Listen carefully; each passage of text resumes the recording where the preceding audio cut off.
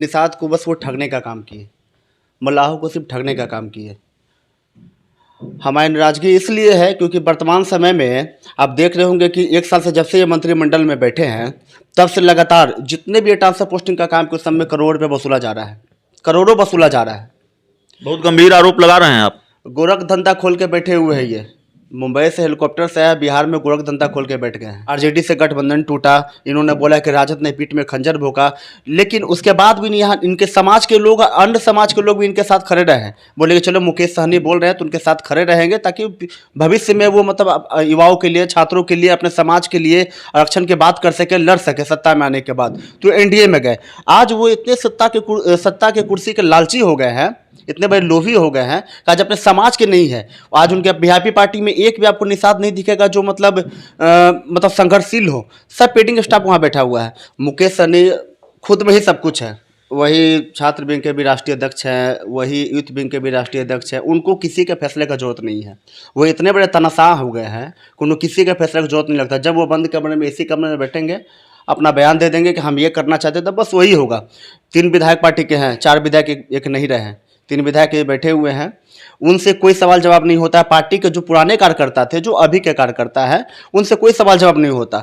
आज हम ये सवाल कर दिए कि मुकेश सहनी के मंत्रिमंडल में करोड़ों का घूस लिया गया, कर दिए हो, हमको पार्टी से निकाल दिया जाएगा।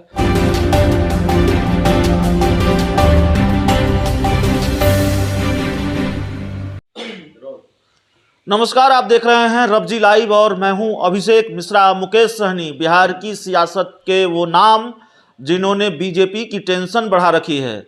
वीआईपी पार्टी के कर्ता धर्ता या फिर वीआईपी पार्टी के सबसे बड़े नेता, बिहार सरकार में मंत्री मुकेश सहनी यूपी का विधानसभा चुनाव लड़ रहे हैं और उसकी वजह से वो काफ़ी सुर्खियों में हैं, बिहार की सियासत में भी और यूपी की सियासत में भी। मुकेश सहनी की चर्चा काफ़ी हो रही है और बीजेपी की तरफ से जो बयान मुकेश सहनी को लेकर आए हैं या फिर मुकेश सहनी और बीजेपी के लेकर जिस तरह से ठनी है, उससे साफ है कि बीजेपी को कहीं ना कहीं ये खतरा मंडरा रहा है कि मुकेश सहनी नुकसान उत्तर प्रदेश के चुनाव में पहुंचा सकते हैं। और मुकेश सहनी खुद भी ये कहते रहे हैं कि अगर मेरी हैसियत इतनी नहीं है तो फिर बीजेपी क्यों डर रही है, बीजेपी को आपत्ति क्यों है। तो बहरहाल मुकेश सहनी काफी सुर्खियों में हैं और अपनी सियासी चाल से बीजेपी को उन्होंने टेंशन जरूर दे रखी हो, लेकिन उनकी राजनीतिक मुश्किलें भी लगातार बढ़ती जा रही हैं। न सिर्फ बीजेपी उनसे बहुत कुछ छीन सकती है, बीजेपी उनको निपटाने की कोशिश में लगी हुई है, बल्कि उनकी अपनी पार्टी की तरफ से भी मुखालफत की जा रही है। मुखालफत को लेकर आवाज उठ रही है, मुखालफत की आवाज उठ रही है, विरोध की आवाज सुनाई देने लगी है। हमारे साथ वीआईपी पार्टी के यूथ विंग के प्रदेश अध्यक्ष, मौजूदा वक्त में भी प्रदेश अध्यक्ष हैं, विकास बॉक्सर यादव हैं, जिन्होंने कई तरह के आरोप मुकेश सहनी पर लगाए हैं। तो विकास बॉक्सर यादव जी से हम बात करेंगे। हमारे स्टूडियो में आपका स्वागत है विकास जी। बहुत बहुत धन्यवाद। और अब चूंकि आप फिर साथ हैं, चूंकि आज प्रेस कॉन्फ्रेंस करके भी आपने कई आरोप लगाए हैं, लेकिन इतनी नाराजगी, इतना गुस्सा और नाराजगी की जो मुख्य वजह है वो क्यों है? गुस्से की जो मुख्य वजह है वो क्या है? देखिए, मुंबई से वो बिहार आए जी, लगा हम लोगों की कि जो बोले कि हम निषाद लोग के आरक्षण के लिए आए हैं, लड़ाई लड़ेंगे। लेकिन वर्तमान समय में हो क्या रहा है कि निषाद को बस वो ठगने का काम किए, मल्लाहों को सिर्फ ठगने का काम किए। हमारी नाराजगी इसलिए है क्योंकि वर्तमान समय में आप देख रहे होंगे कि 1 साल से जब से ये मंत्रिमंडल में बैठे हैं तब से लगातार जितने भी ट्रांसफर पोस्टिंग का काम के उस समय करोड़ रुपये वसूला जा रहा है, करोड़ों वसूला जा रहा है। बहुत गंभीर आरोप लगा रहे हैं आप। गोरख धंधा खोल के बैठे हुए हैं ये। मुंबई से हेलीकॉप्टर से आया, बिहार में गोरख धंधा खोल के बैठ गए हैं। अभी आप जाइएगा मंत्री जी के पास मिलने के लिए तो बाहर टोकन कटता है। टोकन कटाइएगा, पूछिएगा क्या काम है, आपसे पूछा जाएगा। उनके जो मुंबई की जो टीम है, पीएस है उनका, उससे पूछा जाएगा कि आपको क्या काम है। आप बोलिएगा पैरवी करवाने के लिए आया है, तो आपसे पहले उसका पैसा वसूला जाएगा और पैसा वसूलने के बाद आपका पैरवी किया जाएगा। बहुत तनाशाह रवैया है। सिर्फ मल्लाह भाइयों को, निषाद भाइयों को ठगने के लिए आए हैं, निषाद आरक्षण के नाम पर। आपको नहीं लगता कि ये सवाल उठेंगे कि आप तकरीबन 2 साल से पार्टी में हैं और अब आप आरोप लगा रहे हैं? मुकेश सहनी तो तकरीबन 1 साल से मंत्री हैं, उससे ज़्यादा वक्त से मंत्री हैं, शायद 1 साल से ज़्यादा वक्त हो गया है, और अब आप आरोप लगा रहे हैं। पहले आपको मुकेश सहनी में उनकी पार्टी में कोई खराबी नहीं दिखी, उनकी कार्यशैली में, उनके रवैये में कोई खराबी नहीं दिखी, और अब आपको सब कुछ खराब नज़र आने लगा। ये सवाल तो उठेंगे। एक बात आपको बता रहे हैं, 2 साल से हम पार्टी में थे, 1 साल तक सत्ता में वो नहीं रहे। जब से वो सत्ता में आए तो हम लोग को उम्मीद लगा कि चलो अब सत्ता में आ गए हैं तो कम से कम अपने समाज का तो भला करेंगे, और भी अन्य समाज के लोग जो इनको मसीहा माना, इनको भगवान की तरह माना।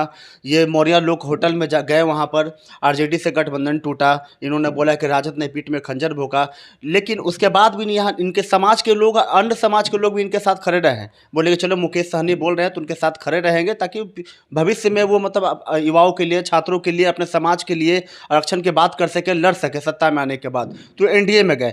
आज वो इतने सत्ता के कुर्सी के लालची हो गए हैं, इतने बड़े लोभी हो गए हैं कि आज अपने समाज के नहीं है। आज उनके वीआईपी पार्टी में एक भी आपको निषाद नहीं दिखेगा जो मतलब संघर्षशील हो। सब पेडिंग स्टाफ वहाँ बैठा हुआ है। संघर्ष करने वाले लोग को तो उन्होंने निकाल दिया। जो संघर्ष करने वाले नेता उनके पार्टी में थे निषाद समाज के, अशोक चौहान जी, गौतम बेन जी, मुकेश निषाद जी, उन लोगों को तो पार्टी से उन्होंने निकाल दिया। अब उनके पास कोई नहीं है, उनके पास बस 2 ही है, एक मुकेश सहनी, एक उनका छोटा भाई संतोष सहनी। तीसरा कोई ऑप्शन उनके पास नहीं है। बस वो ठग रहे हैं लोगों को, अपने समाज को। वो ठग ऑफ मल्ला है, सन ऑफ मल्ला नहीं है, सिर्फ ठग ऑफ मल्ला है। तो सवाल यह भी है कि पार्टी में कोई बातचीत नहीं होती किसी फैसले को लेकर, कोई कोऑर्डिनेशन नहीं। सवाल हमारा सुन लीजिएगा, कोई कोऑर्डिनेशन नहीं है, कोई उस तरह का सिस्टम नहीं है जहां सबको बिठाकर बातचीत की जाए, क्योंकि आपका मामला नहीं है। इस तरह के आरोप उन पर पहले भी लगते रहे हैं, और कल हमारी बातचीत हो रही थी। आपकी पार्टी के विधायक हैं राजू सिंह जी, उनसे हमारी लंबी बातचीत हुई इंटरव्यू के दौरान। उन्होंने कहा कि मुकेश सहनी जी ने जो फैसला लिया यूपी चुनाव लड़ने का, उसको उन्होंने गलत बताया। उसके बाद उन्होंने कहा कि योगी देश की ज़रूरत है, तमाम बातें उन्होंने कही हैं। उन्होंने कहा कि लालू यादव को लेकर जो बयान है उससे भी हम सहमत नहीं हैं, और हमारी जो विचारधारा है वो लालू और तेजस्वी के विपरीत है, एनडीए आरजेडी के विपरीत है, हमारी राजनीतिक पैदाइश है। लेकिन इन सब में सबसे महत्वपूर्ण बात उन्होंने कही कि जो यूपी चुनाव लड़ने का जो उनका फैसला था उसकी जानकारी उनको मीडिया से पता चली। अब बताइए, पार्टी के विधायक हैं, गिने चुने 4 विधायक थे, अब 3 विधायक हैं, और पार्टी के राजू सिंह जी की पृष्ठभूमि ऐसी है कि वो बड़े दिग्गज नेता भी हैं बिहार के, सिर्फ पार्टी के विधायक नहीं हैं। और पार्टी फैसला लेती है यूपी चुनाव लड़ने का, जाहिर तौर पर ये बड़ा फैसला था बीजेपी के खिलाफ चुनाव लड़ने का, और उसकी जानकारी राजू सिंह कह रहे हैं कि मीडिया के माध्यम से मिली।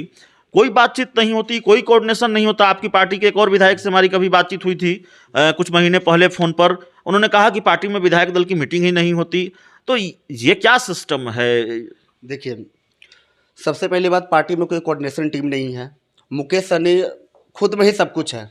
वही छात्र विंग के भी राष्ट्रीय अध्यक्ष हैं, वही यूथ विंग के भी राष्ट्रीय अध्यक्ष हैं। उनको किसी के फैसले का जरूरत नहीं है। वो इतने बड़े तनख्वाह हो गए हैं कि उनको किसी के फैसले का जरूरत नहीं लगता। जब वो बंद कमरे में, एसी कमरे में बैठेंगे, अपना बयान दे देंगे कि हम ये करना चाहते हैं, तो बस वही होगा। 3 विधायक पार्टी के हैं, 4 विधायक एक नहीं रहे हैं, 3 विधायक ये बैठे हुए हैं। उनसे कोई सवाल जवाब नहीं होता है। पार्टी के जो पुराने कार्यकर्ता थे, जो अभी के कार्यकर्ता है, उनसे कोई सवाल जवाब नहीं होता। आज हम ये सवाल कर दिए कि मुकेश सहनी के मंत्रिमंडल में करोड़ों का घूस लिया गया, कर दिए हो, हमको पार्टी से आज निकाल दिया जाएगा।